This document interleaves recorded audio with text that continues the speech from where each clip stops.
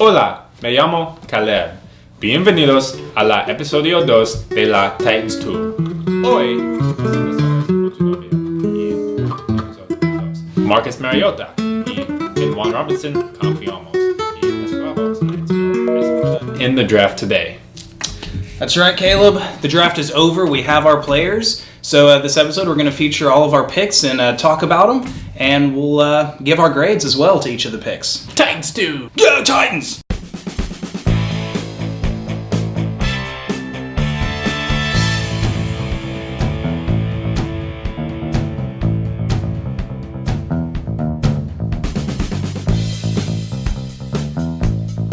All right, so here we are. Finally, the draft is over. Praise the Lord. All the speculation, all the hype for months is now behind us. So we came into the draft with the 15th overall pick after our trade with the Rams, something we discussed in our last episode.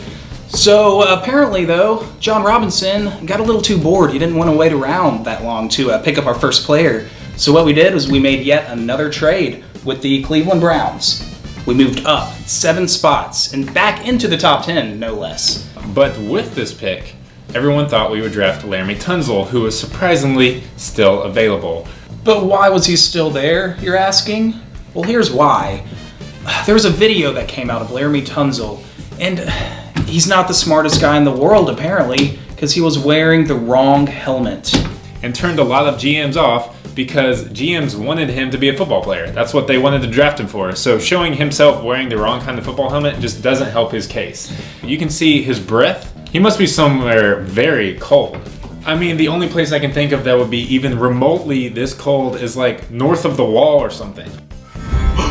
Speaking of north of the wall, Jon Snow is actually... You know nothing, Jon Snow.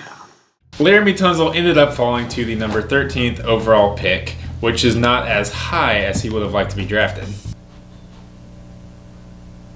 Smoke weed every day. But with the 8th overall pick, the Titans ended up going with offensive tackle Jack Conklin from Michigan State. Boom, Jack Conklin. I like this pick for a few reasons.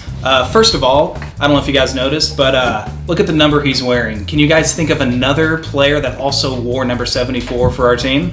Kevin Mawai? No, wrong. Actually, the player that I am referring to is Bruce Matthews, the Titans legend. Is this a coincidence? Absolutely it's a coincidence, but it's still a pretty cool fact. But there are other reasons why Jack Conklin is a great pick for us, besides the number that he wears. This guy's a big, mean, nasty, punishing kind of player. And what we're going to see in this draft is kind of along those themes, is we're just going to get big, mean, nasty players. Big meanies, if you will.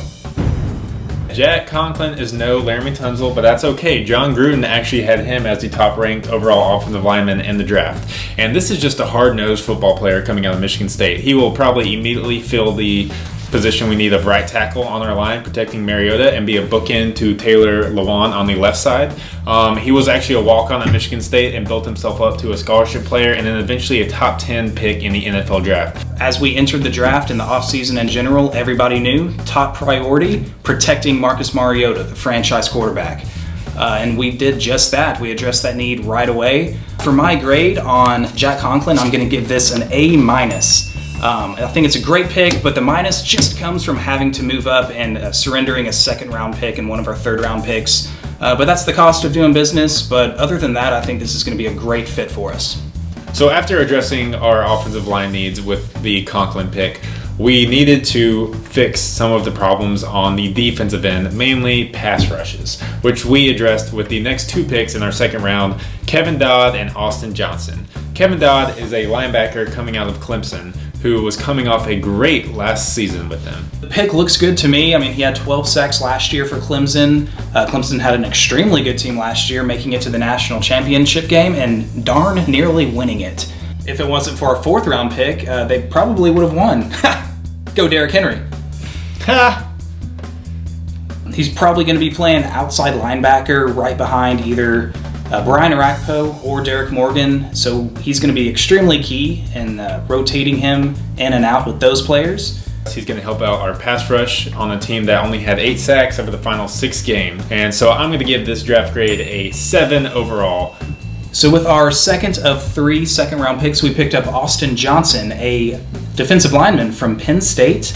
I like the pickup. We definitely needed another defensive lineman to help out with pass rush and to rotate in and out with guys like Jarrell Casey and Daquan Jones. He's big enough even to play in the middle there in our 3-4 defense. So I do like this pickup. I'm going to give this pick a 3.5 stars. I'm looking forward to seeing what he brings to the table on our defensive line. So with our last pick in the second round, we drafted, to the surprise of everyone, the Heisman winner, Derrick Henry out of Alabama. I don't know what the plan is going forward here, but I think a lot of Titans fans remember 2008, I believe, when we had Smash and Dash with Chris Johnson and Lindell White. I think what we're going for this year is a smash and smash harder. Derrick Henry is a strong, powerful runner. He played in a top-tier SEC school. He won a national championship last year. He won the Heisman last year. He's a top talent, a powerful running back. And yes, I know I could probably rush for 1,000 yards behind Alabama's offensive line with the holes they open. But this is a guy who's a winner. He's played at the highest level of college football there is. And he's a powerful running back, something that's only going to bring depth to our running game, which there really isn't any depth to our running game behind DeMarco Murray. With getting him in the second round is a great value pick for the Titans and someone who could pan out as a star in the future, especially if he turns out to be anything like another powerful running back the Titans had in the past. Eddie. Yes, the guy is immensely talented. I know a lot of Titans fans were, oh no, we need secondary, we need a need at cornerback and safety. Yes, you're right. But Derrick Henry could pan out to be something huge for us in the long term. So I don't really have much of a problem at all with this pick. So Derrick Henry, great pickup for us in the second round. I'm going to grade him as a stack of 4 pancakes. 4 pancakes? Really? That's kind of surprising. 4 blueberry pancakes. There you go. Yeah, good rating.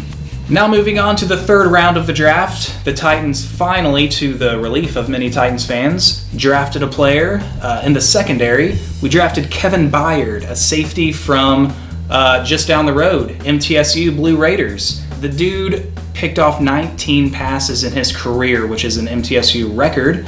This guy's a ball hawk. He's all over the field. He's got great speed. He's got good smarts. He understands the game.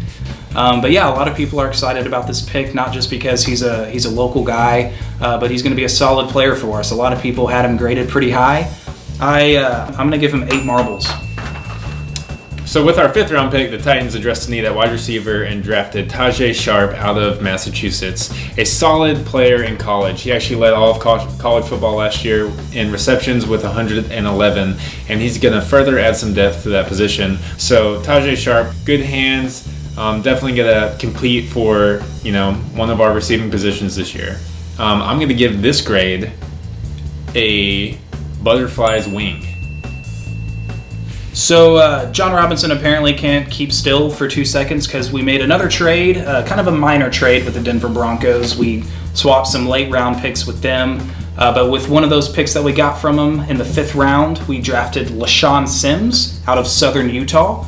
This guy had 25 pass breakups and 8 interceptions over his career. That's pretty solid. We can look for him to provide much needed depth at the cornerback position, probably play a lot of special teams, especially starting out. So yeah, this is another guy that we can see contributing in the future.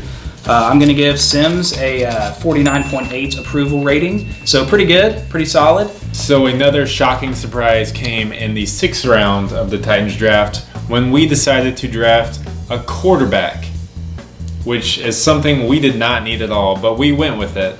Sebastian Tretola out of Arkansas. Now, Sebastian Tretola is not your typical quarterback mold. He's one of the bigger quarterbacks in the league and probably one of the least nimble of foot. But dang, look at that spiral. I mean, I don't know if he's going to be able to compete with Marcus Mariota for the starting job, but if ever he gets hurt and Mettenberger gets hurt and Matt Castle gets hurt and any other backups that we may put in position of quarterback before we get to Tretola gets hurt, he might come in and make a pass for a touchdown. I mean, he had a great quarterback rating in college, 1 for 1 for 1 touchdown. Very, very impressive. I mean, he's definitely going to push Mettenberger and Matt Castle probably to be better players in training camp. Because, I mean, look out. He could definitely move up that depth chart pretty quickly. Really impressive quarterback in college. I'm going to give this pick 6 apples.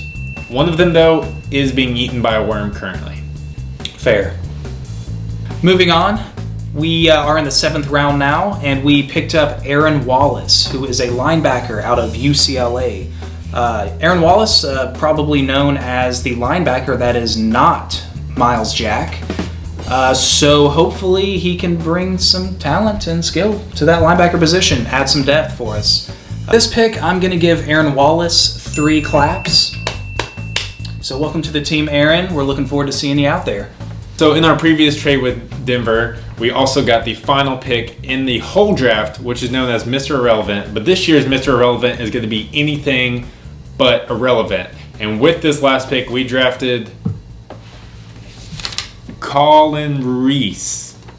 No, Colin dude, Reese. What? It's Kalen Reed. Oh, we drafted Kalen Reed, a cornerback out of Southern Mississippi.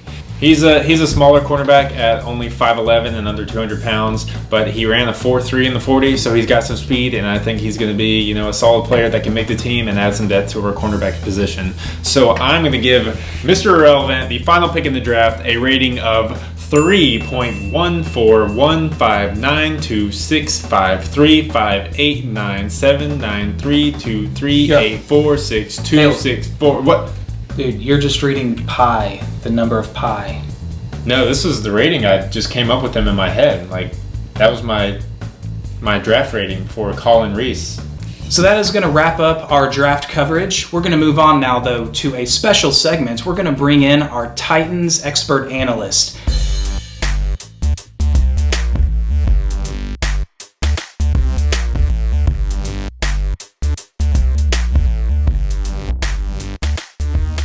Coach Kratos has been able to draft the Titans Gaia, Oceanus, and Perseus. They're fighting an uphill battle. The hill, Mount Olympus. Time is of the essence, and it's crazy that time is anything because Kronos is dead. All I can say is this is what happens when you open Pandora's box. Back to you, douchebags. That's not even the Dude, Titans. just let it go. Thank you very much. Yeah, well, thanks guys for checking out our draft coverage episode. As always, please remember to hit that subscribe button on our YouTube channel so you never miss an episode of Titans Tube, as well as following us on Twitter at Titans_Tube_YT. Also, don't forget, please feel free to leave us a comment or a question in the comment section below. If you disagree with any of our grades that we gave our picks, feel free to state your opinion. Of course, we're not perfect, but we're pretty dang close. I mean, we're perfect. Yeah, I mean, I wasn't going to say that, but we know. Thanks, guys, a lot for joining us, and stay tuned for the next video. Titans Tube out.